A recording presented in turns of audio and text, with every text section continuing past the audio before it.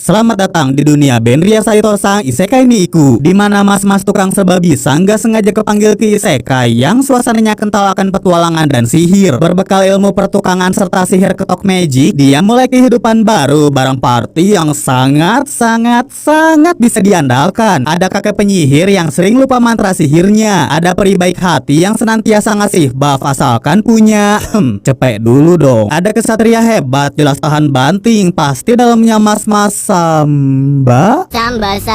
Mbaknya cakep BTW. Tentu partai pertukangan belum lengkap kalau nggak ada mas-mas tukang yang namanya Saito. Salah satu keahlian pertukangannya adalah ngebuka gembok. Tinggal diginiin sedikit, itunya digituin sedikit lagi. Akhirnya pintu menuju teater 2 telah dibuka. Nunjukin pintu lainnya. Ternyata mereka dihalangin pintu sihir. Perlu bantuan Morlock si kakek penyihir. Baru ruangan harta karun berhasil dibuka. Paling tinggal buka gembok peti harta karun kesukaannya sepuh berumur lebih dari 1000 tahun. Mana bener lagi petinya tiba-tiba nyerang. Untung ada Mbak Kesatria Raelza, pelindung anggota-anggota party. Seriusan loh, asik bet dah partinya, saling ngelengkapin satu sama lain. Kalau barang rusak diketok magic sama Saito. Kalau punggung Morlock rusak disihir sama si Prilava. Cukup dengan bayar. Gope dulu dong. Kok naik harganya? Inflasi kek. Party pertukangan gak punya tujuan khusus sih. Cuma ngejalanin kehidupan sehari-hari sebagai petualang. Ngejelajahin dungeon yang isinya udah habis diambil petualang-petualang lain. Kadang nemunya monster-monster. Lah kakek ngapain di situ? Sihir penyucian. Dadah kawan-kawan. Kadang ketemu perangkap dungeon kayak lantai berlistrik. No, kakek kesetrum. Dan kalau nggak teliti beresin perangkap peti, GG bang isekai bawatang. Kadang kena perangkap mematikan. Salah satunya cairan yang bisa ngelelehin besi. Stay halal brother. Biarpun kelihatan konyol gini, kakek Morlock tuh penyihir hebat. Malahan katanya bisa jelajahin dungeon seorang diri. Cuman ya itu ada minus bawaan pabrik. Orangnya sering lupaan atau salah pakai sihir. Pernah tuh nggak sengaja mau teleport malah nyangkut ke badan golem. Di posisi terpuruk gitu, otak bisnisnya masih jalan. Gojek kak. Pokoknya banyaklah kejadian konyol kalau seperti barang orang tua. Tapi ada juga momen mengharukan. Party ini sempat kena wipe out. Morlock sendirian ngebawa party ke gereja buat revive walau harganya mahal sampai harus jual armor Raelza. Rupanya di mana-mana emang perlu uang ya. Nggak heran deh Lava sering ngasih harga tiap ada yang mau pakai jasanya. Berhubung Saito kasihan ngelihat Primungil nanteng-nanteng kantong koin, dia bikinin tas buat Lava. Dalam sekejap jadi, ditanyain dong harga jasanya Saito berapaan. Diminta bayar pakai sihir punggung pegalinu aja, meski si Pri nggak terlalu suka barter ginian. Biasanya ya bayar jasa pakai duit. Nggak suka juga orang lain yang bayarin kakek tua bangka, tapi namanya juga uang, jadinya diterima. Penasaran sih Saito, kok ada Pri kikir? MC ada. Jawabannya bisa dilihat waktu Lava persembahin koin emas ke bulan. Lava adalah peri Moonlight. Rasi peri kena kutukan. Kalau nggak ngasih persembahan koin emas, ukuran mereka bakal mengecil. Konon katanya peri-peri Moonlight dulu tinggal di bulan. Cuman gara-gara para peri terlalu pamer kecantikan, mereka dikutuk Dewi Bulan. Jadi kondisi yang Lava derita. Saito nggak akan bisa bantu ngasih uang dengan cuma-cuma. Harga diri Lava terlalu tinggi buat dikasihanin orang lain. Dan itulah hal yang nggak bisa dibenerin sama si tukang. Perlahan Saito mulai ngerti sifat teman-teman barunya dan juga kehidupan di isekai. Banyak hal baru bagi dia. Misalnya sistem pengukuran di isekai ternyata bukan pakai meter-meteran loh, pakainya satuan Maderaka. Kira-kira 30 cm seukuran Lava. Asal-usul sistem pengukuran itu dari seorang raja bernama Maderaka yang punya pedang legendaris, sanggup bikin banyak keturunan. Dari situ lahir sistem pengukuran Maderaka yang panjangnya sama kayak pedang sang raja. Oh, sekamu ya? Jangan ngeliatin gitu, ih. Selain di dalam dungeon, monster juga berkeliaran di alam bebas. Kalau lawannya monster Hydra berlendir gini, Raelza nggak sanggup nyerangnya. Untung masih ada teman-teman yang saling melengkapi, saling bantu tanpa pamrih. Nih bayar. Makasih. Mumpung ada Hydra yang mirip belut, Saito mau olah jadi makanan, tapi yang lain ngelihatnya agak gimana. Kalau udah beres sama dicobain segigit, baru kebukti enaknya. Walau Raelza masih nggak srek, keraguan itu perlahan hilang pas sadar Saito udah susah-susah bikinin sate Hydra yang ternyata rasanya seperti di negeri Sakura. Doyan bro. Selesai belajar tentang dunia luar, mending Saito kenalan sama orang-orang kota. Bagusnya kenalan sama kakak penjaga item shop. Siapa tahu dapat diskon kan? Apalagi kakaknya emang jualan banyak item. Nggak lama kemudian datang petualang berarmor. Diperhatiin dengan serius. Raelza ganti skin. Saya bukan Raelza. Bohong puasa batal. Ya udah permisi. Jeduk. Lagian ada-ada aja pengen ngapain urusan Saito sampai-sampai ganti armor. Padahal urusan si mas-mas tukang di sana cuma ngebantu identifikasi. Misalnya ada si Bobby ngejual pedang bantet, dijualnya harga mahal. mahal, dikira berhasil nipu kakak penjaga. Nggak tahu dia wujud asli dari pedang itu tuh pedang mithril yang sangat berharga. Penipunya kena tipu. Kalau urusan gitu Raelza nggak khawatir. Yang bikin dia kepo, item shopnya kadang berubah jadi biro jodoh. Kadang pelanggannya suka nggak ngaca. Pengalaman jomblo 40 tahun mintanya yang spek Miss Universe. Cuman saya tuh jadi kepikiran, seorang petualang aja nggak bisa dapat jodoh, apalagi mas-mas tukang yang sama sekali nggak bisa bertarung. Lihat lagi ke dalam toko, pengunjungnya si tua Morlock, tapi ngiranya kakak item shop nyari jodoh. Ujung-ujungnya Raelza bawa pulang, dan yang bikin mas tukang penasaran, kenapa Hayo Raelza juga di situ? Ya gitulah orang-orang di isekai ternyata aneh-aneh. Abisnya gimana? Dungeon udah hampir ke explore semua. Dunia isekai juga tentram soalnya Raja Iblis udah dikalahin. Konyol pula dikalahinnya. Sebelum-sebelumnya Raja bikin sayembara cari pahlawan buat lawan Raja Iblis. Lowongan pekerjaannya sepi pendaftar, terpaksa Raja Renta yang pergi. Malahan saking rentanya mahkotamu terjatuh King. Gak tahu juga banyak prajurit yang mau kudeta. Balik-balik taunya para prajurit tadi dijadiin batu sama si menteri. Tenang aja, Raja Iblis sudah diberesin, tapi nggak tega kalau dibunuh. Dijadiin bestia aja deh sama si Raja. Lumayan ada teman main catur. Mending bayuan sama Dewa Kipas King. Besoknya datang seorang kesatria zirah emas berparas tampan. Tanpa para penjaga sadarin, kesatria itu tuh si Raja Iblis biar lebih leluasa nemenin sang raja. Kalau penasaran kenapa nggak pahlawan yang ikutan sayembara, ya orang pahlawannya dipilih sendiri sama pihak kerajaan. Lagian pahlawan tuh formalitas doang, gara-gara Raja Iblis sudah nggak ada. Pokoknya kalau ada orang mau nyabut pedang katanya legenda, kunci pedang dibuka nandain lahirnya pahlawan baru. Mari kita hapuskan kejahatan. Perlu anggota party juga. Pilihnya mage-mage so imut biar partinya famous. Jelas perlu pendeta ya buat healer. Yang ini kelihatannya bakal bikin kesan negatif buat party, tapi keponakannya Pak Menteri. Aura sihir beliau sangat hebat, sangat tepat untuk menemani party pahlawan. Udah maharaja, jajaran menteri, pahlawannya pada absurd gini, gimana kisahnya petualang-petualang lain? Seorang dwarf penuh armor menelusuri hutan gelap sendirian. Dia nggak takut sama bahaya monster-monster, soalnya aslinya dia penyihir. Itulah sekilas kisah tentang Gibunggal sang dwarf penyihir yang bakal kesepian juga kalau petualangnya nggak ditemenin sama Gugu. Emang berpetualang anaknya partian. Ada temen buat ngobrol kayak Om Garang Giver dan Dede lucu Liliza. Mereka dikenal sebagai pemburu monster, tapi yang orang-orang nggak nyangka, Liliza yang lucu pakai senjata kepak badak, sedangkan Giver si penyihir bagian support. Di bagian lain dungeon, partinya elf lagi ngelawan monster. Si elf juga beda dari kebanyakan elf yang ahli sihir, dimana elf Flanril ini jagonya berantem. Jadi seorang warrior ditemenin Ninia si healer, nggak ada monster yang mereka takutin. Segala heal atau buff Ninia siapin buat nge-support Flanril. Walau yang paling si healer suka tuh ngelihat temennya luka, soalnya bisa jilat-jilat dengan alibi nyembuhin kakak elf.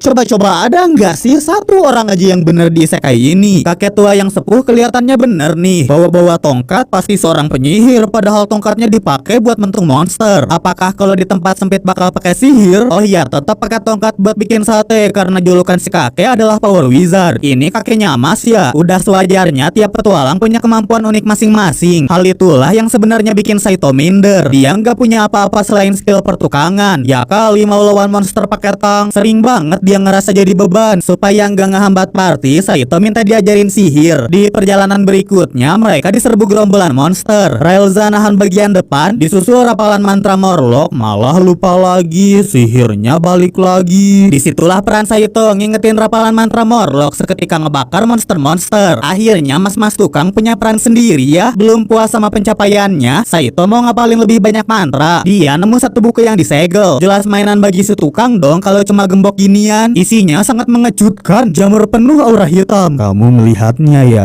Morlock ngakunya jamur doang kok. Rasanya sangat enak sampai-sampai Raelza minta bagiannya. Masih banyak lah hal yang belum Saito tahu. Urusan buka gembok harta aja kadang dia masih salah. Justru trigger perangkap ngejatuhin dia ke lubang, pindah ke tempat asing. Kakinya luka berat ditambah kesendirian tanpa siapa-siapa ngebuat Saito inget lagi kecupuannya. Udah nggak bisa bertarung, nggak bisa gunain sihir, pasti gampang cari pengganti orang kayak Saito. Mirip kayak di pekerjaannya dulu, dengan mudahnya dirinya dipecat. Terus sering dimarahin pelanggan, dan detik-detik terakhir sebelum ke isekai juga tragis. Tapi jangan disamain dong sama teman-teman setia di isekai. Semua ternyata nyari Saito, dan berkat center dari Jepang, si mas-mas tukang bisa cepat ditemuin. Nggak akan ada lagi yang tertinggal, nggak akan ada pengkhianatan. Lagian keberadaan Saito di party pertukangan emang vital kok. Contohnya waktu Saito harus istirahat gara-gara demam, mas tukang biasanya ngingetin mantra, ngelindungin lava, ngasih backup senjata, istilahnya jadi penggerak party. Dan kalau nggak ada dia, party hampir mase.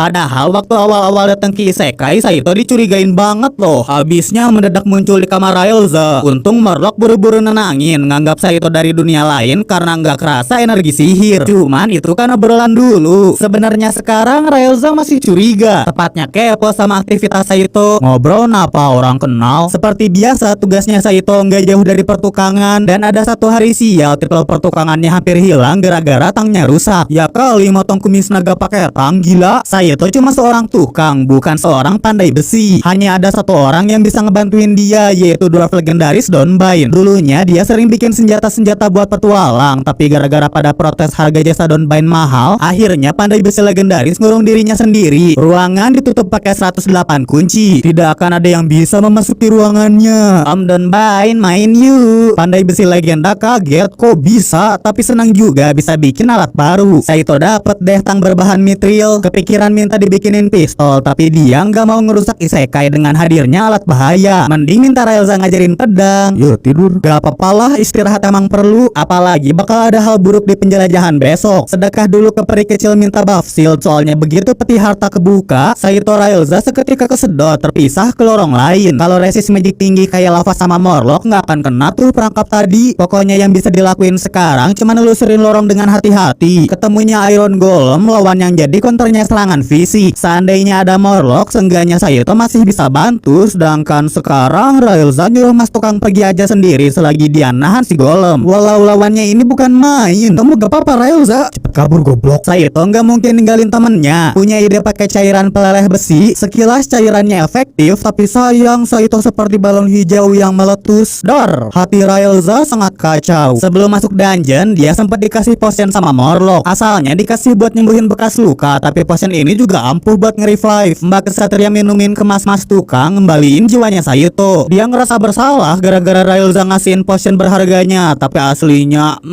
seneng.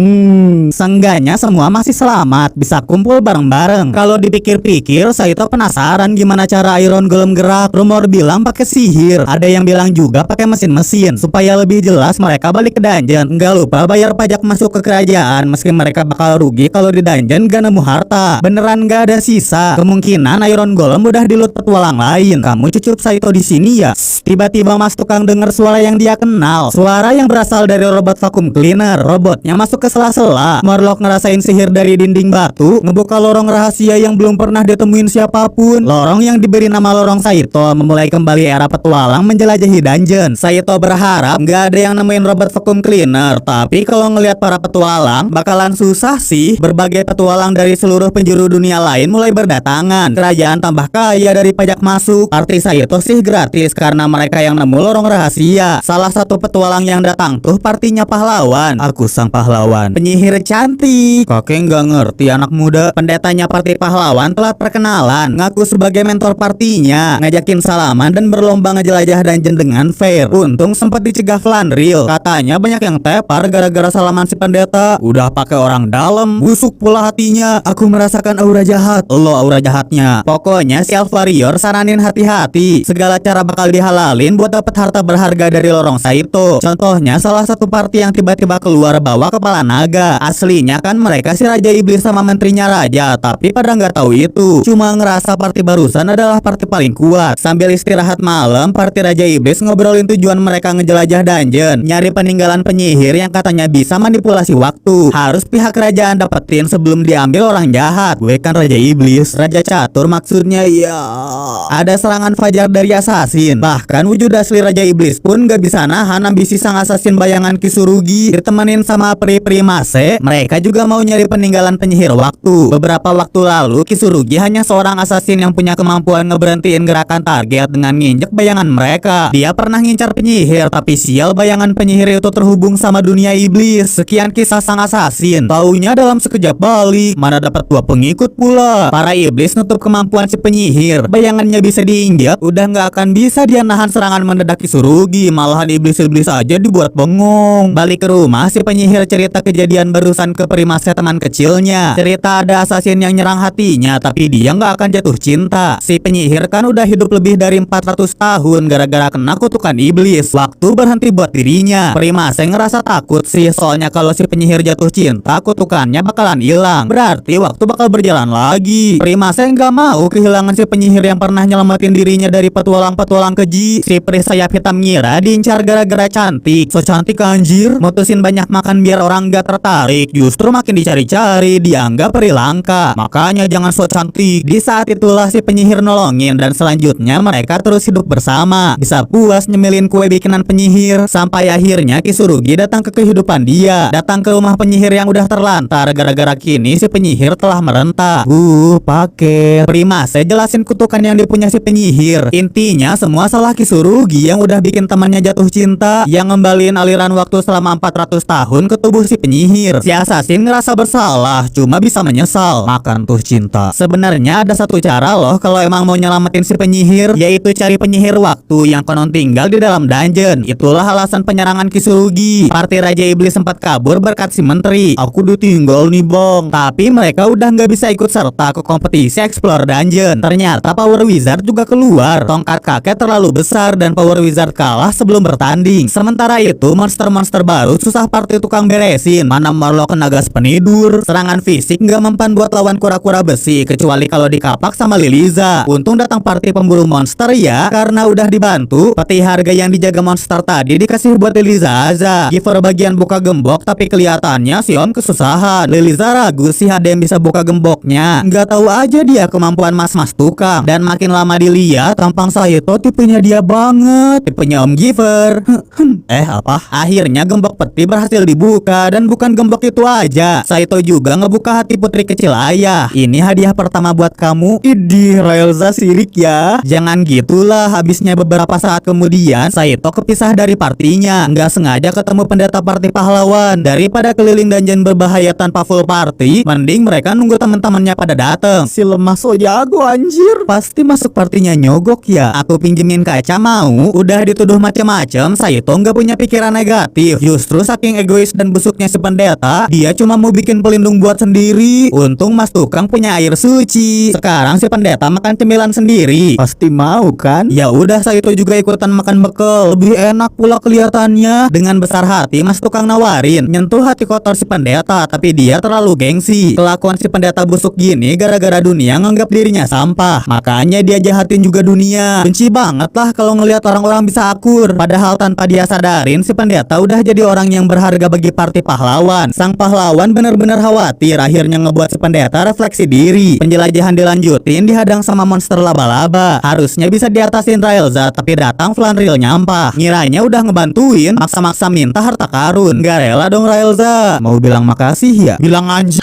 Gara-gara itu mereka mau duel ngerebutin peti harta. Di pertarungan ini harusnya Raelza yang dirugiin. Susah lawan kelincahan Flanriel. Alhasil dia henshin jadi Raelza tanpa armor, tapi gara-gara kelebihan malah Raelza yang nyerah. Jadinya pertarungan batal, dan seandainya dilanjut, si Elf Warrior Algum menang lawan tekadnya Raelza. Apalagi Ninia juga nggak mau teman partinya kenapa-napa. Aku belum bisa pakai sihir revive.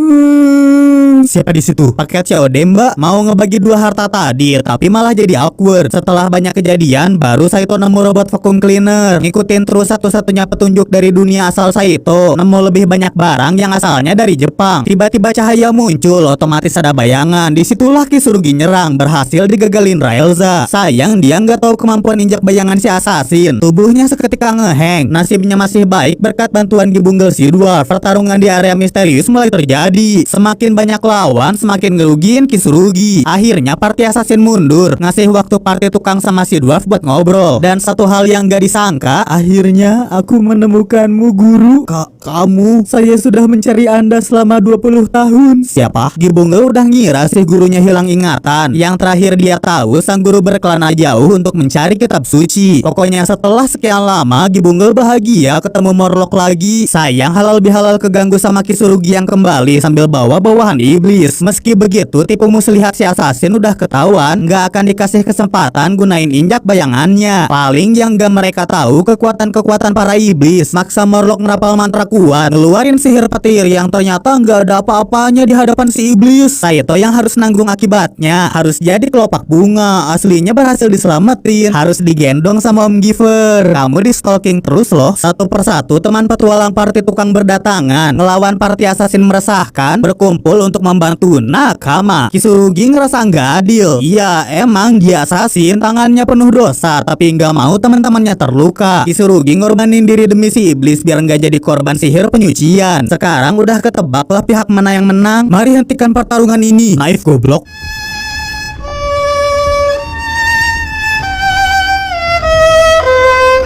Bagi para petualang, Kisurugi yang udah nyerang petualang lain gak boleh dibiarin hidup. Kalau gini terus nggak akan ada habisnya. Primase milih ngorbanin dirinya buat menangin pertarungan demi nyembuhin sahabat penyihirnya. Kisurugi disuruh mutusin sayap si peri, tapi dia ragu-ragu. Nggak boleh ada yang jadi korban. Kepaksa Primase lakuin sendiri, ngendaliin kunai-kunai, bikin sayapnya disconnect. Seketika Primase masuk mode kegelapan, ngesaman pilar iblis. Party assassin jadi tumbal buat manggil pilarnya. Pilar yang nyerang semua tanpa ampun. Meski luka-luka masih bisa disembuhin, nggak nutup kenyataan kehadiran pilar iblis ngebalikin arah pertarungan. Nggak ada satupun yang bisa nyerang, semua cuma bisa bertahan. Dicoba lagi sihir petir, tapi si lawan masih berdiri tegak, malahan makin menegangkan.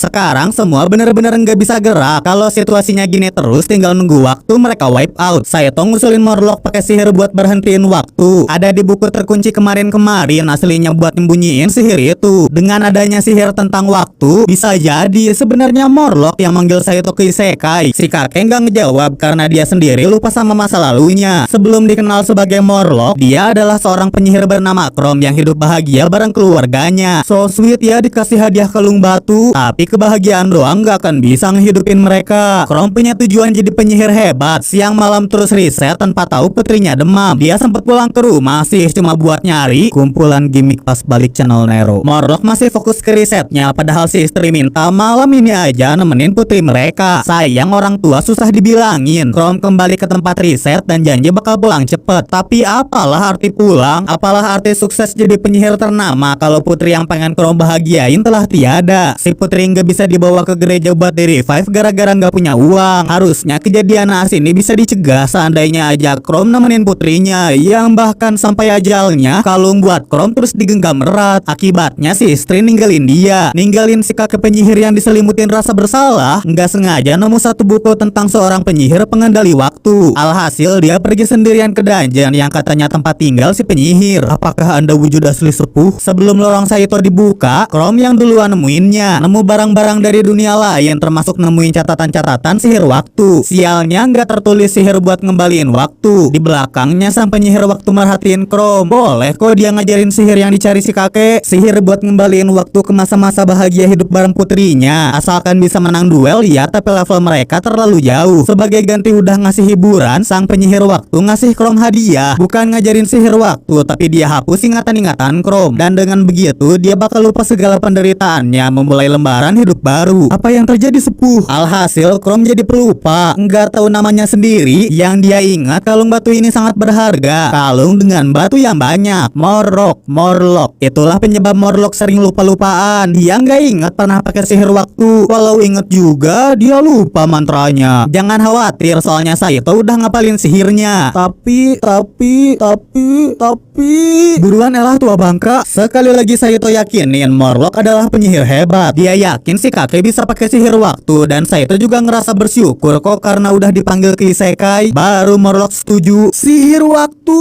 Apa sihirnya? Semua nahan serangan pilar iblis, ngejaga si kakek penyihir, nggak peduli kepental segimana juga pada nyatuin kekuatan demi ngasih waktu supaya Morlock bisa sihir waktu.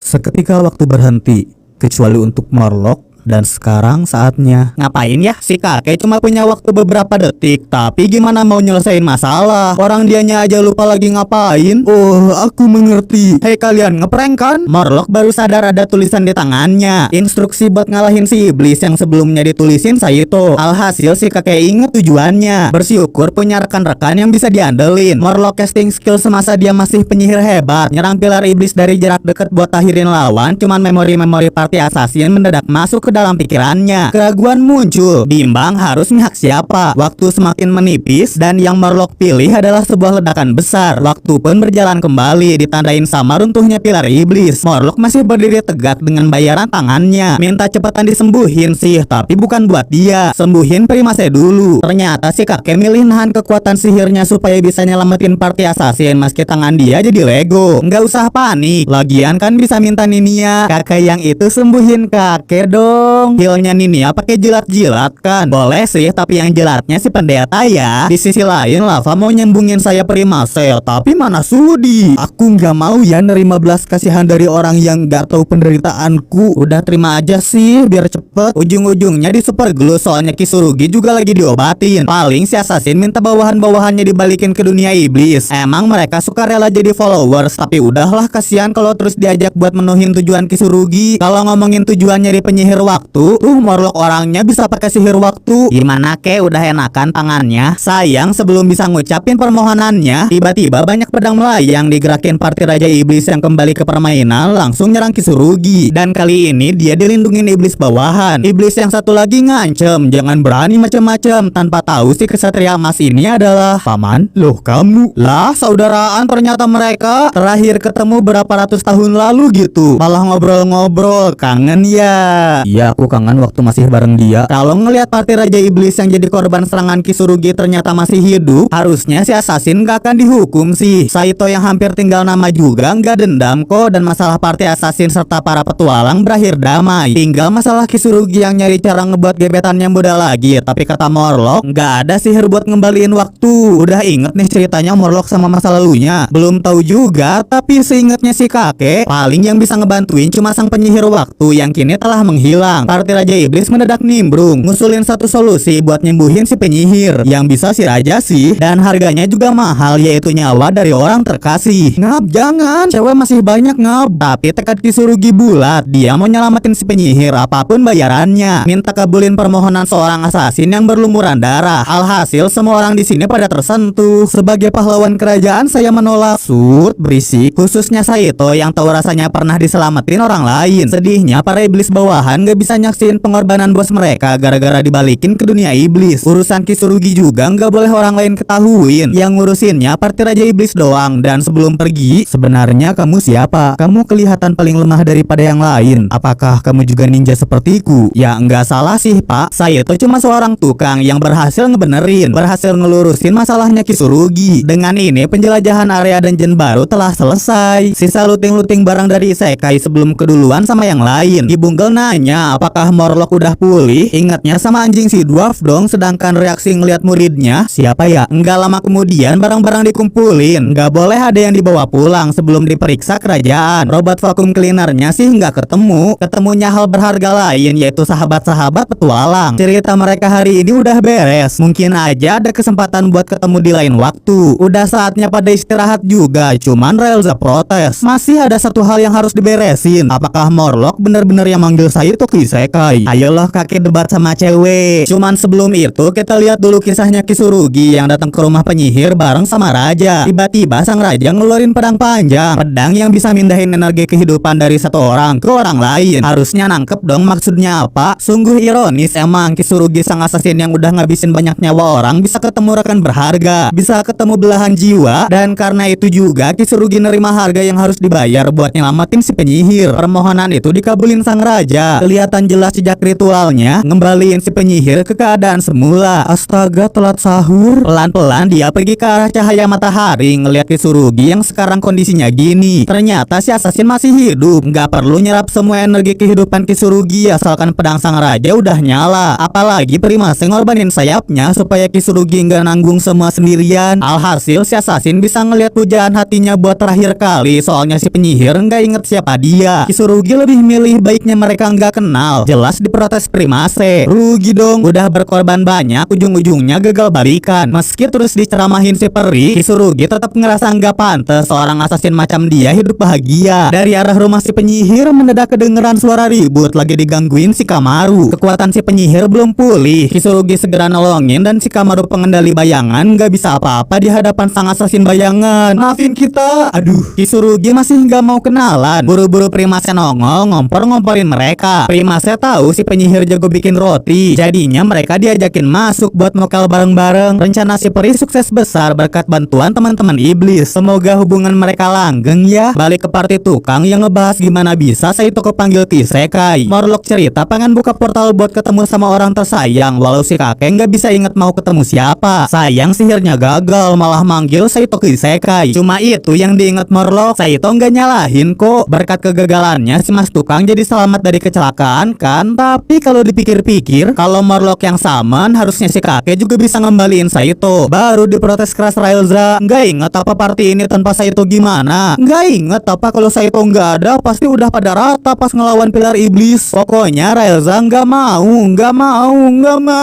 Tunggu cengeng. Jujur li, si kakak kesatria nggak mau ditinggal Saito. Si mas tukang juga nggak mau banget pulang kok. Abisnya dia nggak dibutuhin di sana. Beda sama party ini, beda sama Railza. Kamu perlu aku Railza. Terang bulan romantis. Saito, aku perlu kamu. Tiba-tiba diserang ular armor, gagal dapat momen romantis. Padahal momen sekarang pun nggak kalah romantis. Soalnya Railza ngalahin lawan dalam sekejap buat nyatain, aku pemain MMA, aku butuh kamu Saito. Cihui. Udah kalah diem napa? Saito belum jawab perasaannya. Fokus ke luka Railza, abisnya ular tadi beracun banget. Ujung-ujungnya si mas tukang gak mau balik ke dunianya. Secara teori bisa sih Saito dibalikin, cuman bakal balik ke posisi sebelum dia dicium truk. Mendingan tetap di isekai bareng teman-teman seperjuangan. Ularnya masih hidup bejir. Gara-gara itu besoknya mereka jelajah dungeon tanpa Morlock, soalnya si kakek keracunan. Harus istirahat lah. Yang gak disangka tanpa kemampuan sihir si kakek, mereka kesasar sampai 5 hari. Balik-balik Morlock menghilang, katanya meninggal 3 hari lalu. Jadi waktu penjaga penginapan ngebawain makanan, Morlock udah nggak napas. Nggak dibawa ke gereja buat di revive, soalnya bukan tanggungan penginapan. Paling ditaruh di gudang, tapi gara-gara dimakan anjing, akhirnya ya Morlock ditanam. Sihir revive nggak akan berhasil kalau bagian tubuh ada yang hilang. Bisa-bisanya ngelawan pilar iblis menang, giliran digigit ular gabut malah meninggoy. Gali kuburan yuk. Haha, lucu goblok. Saito masih percaya akan adanya keajaiban. Dia ngajakin semua buat gercep. Semakin lama orang meninggal, semakin rendah tingkat keberhasilan revive. Pokoknya jangan nyerah dulu, harus lakuin apa yang mereka bisa. Alhasil pada bagi-bagi tugas demi ngehidupin wajir hidup. Sorenya lava duluan balik, nemu kuburan udah digali, padahal merekanya belum nyampe. Tiba-tiba diserang sesosok undead yang pakai jubahnya Morlock. Kayaknya ingatan si kakek benar-benar udah lenyap. Memang berat sih, tapi nggak ada pilihan lain. Tung. Mau dibantu pakai air suci, cuman malah dihancurin. Hampir ngeluarin sihir ledakan kalau nggak dibantuin Morlock yang asli. Ternyata yang berusan undead biasa. Syukur banget Morlock bisa hidup. Wanjir hidup. Siapa nama kamu? Ainz all gone. Si tulang ini beneran Morlock kok. Rupanya sebelum pikun, si kakek pernah pakai sihir ke diri sendiri. Seandainya dia metong, besoknya bisa respawn. Cuma efektif sekali doang sih, tapi gara-gara bagian tubuhnya hilang. Akulah Ainz all gone. Morlock, Ainz all. Morlock, akulah Ainz Morlock. Yang hilang tuh bagian kotor dari si kakek kotor. Maderakanya hilang dimakan anjing. Kalau gini terus Morlock bakal beneran jadi tulang. Karena itulah stalker si kakek nomor 1 tiba-tiba datang. Saya bisa membantu guru dengan kitab Tatang Sutarma. Katanya solusinya gampang, tinggal cari aja bagian yang hilang. Gak masalah udah dimakan juga. Pokoknya yang terpenting si anjing harus dicari dulu. Morlock langsung serius kalau urusan rudal. Kitab yang dibawa Gibonggel ketinggalan, dan aslinya kitab itu ditulis sama Morlock. Emang dasar pikun. Selagi party tukang nanya-nanya orang, nyari petunjuk keberadaan si anjing, kita harus tahu dulu anjing kayak apa sih yang doyan Madaraka kakek-kakek. Dia adalah anjing dunia iblis yang jalan hidupnya sesedih Fajar Sad Boy. A Day in My Life sebagai peliharaan bangsawan iblis, dia berburu monster-monster sesuai permintaan majikan. Suatu hari dia ketemu serigala putih, dan sejak itulah hari-harinya berwarna kayak dukun-dukun jujutsu. Yang itu mah tragis deng, tapi kisah si anjing juga nggak kalah tragis. Tiba-tiba majikannya nyuruh si anjing buat berburu serigala putih. Dia milih ngebangkang, milih kabur bareng si putih, cuman pengkhianatannya ketahuan. Iblis tangan yang disuruh ngejar, ngelukain para anjing, dan si hitam dengan lincahnya ngehindar ngelawan balik pengejarnya. Sayang di universe ini Satoru yang dead. Sama ding di sebelah juga. Inilah yang dimaksud jalan hidup si anjing sesedih Fajar Sad Boy. Tapi ternyata si putih ngasih kenang-kenangan. Setengah tahun berlalu si anjing sama anaknya pindah ke dunia manusia yang lebih aman, berharap bisa lepas dari majikan yang sialnya nggak semudah itu. Si anjing udah ditandain dan tiap harinya tubuhnya makin lemah. Dia nggak mau game over, seenggaknya sampai anaknya bisa hidup mandiri. Si anjing luntang lantung ngerasain energi sihir besar dari satu gudang. Pokoknya demi ngelanjutin hidup, dia makan aja yang peot-peot itu. Mendadak tubuhnya berubah karena makan benda terlarang penuh energi, sampai-sampai ngembaliin jati dirinya sebagai anjing pemburu dunia iblis. Dan anjing itulah yang sekarang dicari-cari sama party tukang. Tadinya mereka berangkat barengan tapi kepisah sama Saito Morlock. Namanya juga tulang lunak, gampang capek. Justru jadi kesempatan buat ngobrol. Si kakek nanyain gimana pandangan Saito ke Raelza. Abisnya si mas tukang kan belum ngejawab perasaan si kesatria, belum balas perasaan Raelza, anak angkatnya Morlock. Dulu waktu kecil Raelza hidup bareng ibunya tanpa punya tempat tinggal. Ayahnya udah meninggoy sebelum dia lahir. Disusul sama ibunya yang meninggoy pas nyari makanan, ninggalin Raelza sendirian. Dia ketemu anak serigala, kondisinya terlantar juga, jadi hidup bareng-bareng sebelum akhirnya Raelza ketemu Morlock. Barulah dia ikut si kakek diangkat sebagai anak. Maksudnya Morlock cerita gini, tubuhnya makin melemah. Nah, seandainya Saito bersedia, maukah kamu menjaga Raelza? Mau. Awalnya mas tukang ngerasa ragu, ngerasa minder, cuman Morlock terus yakinin Raelza butuh Saito. Baru dia bilang bakal berusaha menjadi yang terbaik buat Raelza. Akhirnya aku bisa pergi dengan tenang. Harus panjang umur dong ayah mertua. Tapi mana bisa panjang umur kalau tiba-tiba anjing yang mereka cari mendadak nyerang. Raelza Lava mutusin balik lagi, ngerasain firasat nggak enak karena emang firasatnya bener. Si anjing iblis ngelukain orang-orang tersayangnya kakak kesatria. Maju sini anjing. Bukan kata umpatan kan yang barusan? Dikirain ngajak bayuan barusan tuh jago. Taunya Raelza kena lock, disembur api dari jarak deket. Baju zirahnya meleleh. Semangatnya ikutan kebakar, nggak ngebiarin si anjing seenaknya. Cuman gerakannya berhenti begitu ngelihat anakan anjing. Kesadaran si anjing iblis kembali buat mohon-mohon ampunin nyawa anaknya. Maksud lo apa anjing? Raelza tangan kamu. Alah bacot.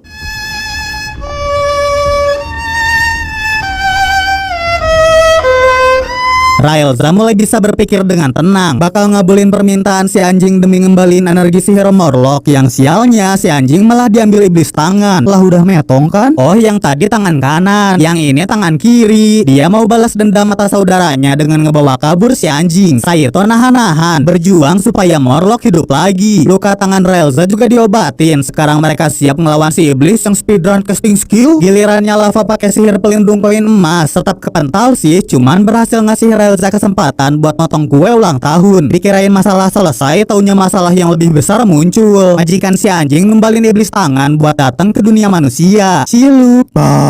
Ledakannya gede banget. Kelihatan dari tempatnya Gibunggel yang dikerubungin Zumba. Iblis yang ada di hadapan mereka jauh lebih kuat dari yang pernah dilawan. Sebagai tanker sejati, Raelza nyuruh Saito pergi sambil bawa Lava yang pingsan. Percayain urusan Morlock sama si anjing ke dia, soalnya mas tukang di sini juga malah jadi beban. Sayang itu hanya janji manis belaka. Dalam hatinya si kakak kesatria minta maaf, mungkin gak bisa ngehidupin Morlock. Seenggaknya dia bakal berjuang ngelindungin Saito sama Lava. Saito sendiri aslinya gak mau kalau harus kabur sendiri. Gak tega ngeliat Raelza tahan badan. Tapi apa daya, dirinya cuma seorang tukang, kayak gak mungkin bisa ngebantuin bertarung. Apalagi keadaan Raelza bener-bener terpojok, diserang tali-tali tajam. Gak disangka mas-mas tukang datang bawa tang, nyemburin air suci sekaligus motong tali iblis bermodalkan sebuah tang. Tang bisa didapat dari toko sebelah. Segera dapatkan sekarang juga. Hari Senin harga naik. Muncul kesempatan buat nyerang balik. Cuman iblis ini masih bisa ngerapal mantra ngebakuin Raelza. Luka si iblis sih langsung pulih. Nyisain si kakak kesatria yang buru-buru didorong ganti tempat sama Saito. Raelza belum nyerah. Dia nggak akan berhenti. Bakal mati-matian berjuang. Dan yang udah mati ngerasa nggak enak nggak bisa ngebantuin anaknya. Sebelumnya Morlock digotong Saito ngedeketin tubuh si anjing. Perlahan bisa ngerasain energi sihirnya kembali. kembali soalnya dua orang tua ini saling ketemu. Si anjing iblis ngembaliin kekuatan Morlock asalkan dia nolongin anaknya. Raelza udah di ujung tanduk, udah nggak bisa ngapa-ngapain, kebelah jadi dua. Maksudnya si iblis yang kena ngelepas bekunya Saito. Waktunya Morlock sang penyihir agung nunjukin kekuatan sejatinya. Ajarin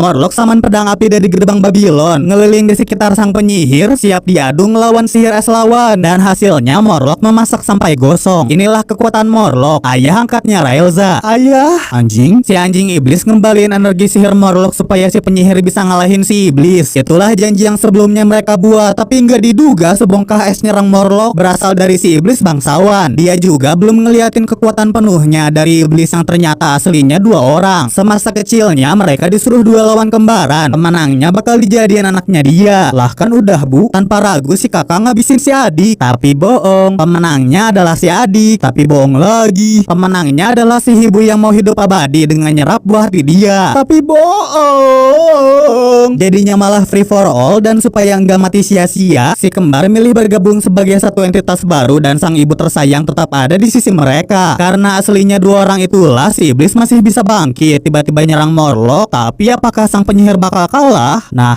Edwin. Morlock kembali ke masa muda, ngeluarin golem raksasa yang dulu gagal disaman. Kodamnya bisa digerakin bebas seakan-akan nyatu sama tubuh Morlock. Supaya ngerasain yang namanya kesakitan, si iblis ditahan Cebaku Tensei, bikin pelindung buat satu party. Soalnya Morlock ngejatuhin meteor yang ledakannya super besar. Sang penyihir agung nahan ledakannya supaya ke atas doang. Tapi gila loh, si iblis masih hidup. Harusnya cuma perlu satu serangan terakhir buat ngalahin lawan. Cuman si kakek sihirnya lupa. Semuanya pada lengah. Semuanya telah sadar sama serangan si iblis kecuali Saito si tukang yang siap siaga ngadepin skenario terburuk. Saito udah jaga-jaga nginget Morlock sering lupaan, malahan mau ngaben aja sempat lupa sebentar. Dengan dibakarnya si iblis juga kewaspadaan Saito, akhirnya pertempuran selesai dan Raelza ngeluapin perasaan leganya. Ikutan dong. Kali ini digagalin si anak anjing yang turut serta ngebalesin dendam ayahnya, musnahin si iblis buat selama-lamanya. Di saat yang sama, Gibunggel yang jadi idaman mayat-mayat ngebakar habis mereka. Hai bang, sundong bang, tong. Jeleb. Untung ditolong Flandril sepaket sama Ninia nyuciin zombie-zombie di sekitar sini. Baru mereka ngumpul bareng party tukang. Maafkan keterlambatan saya guru. Siapa ya? Sekitar area bekas pertarungan dibersihin Ninia supaya nggak ada lagi yang ngejar-ngejar. Ninia sini. Mungkin bagi para manusia udah selesai, cuman jangan lupa ada korban lain. Sini anjing kecil.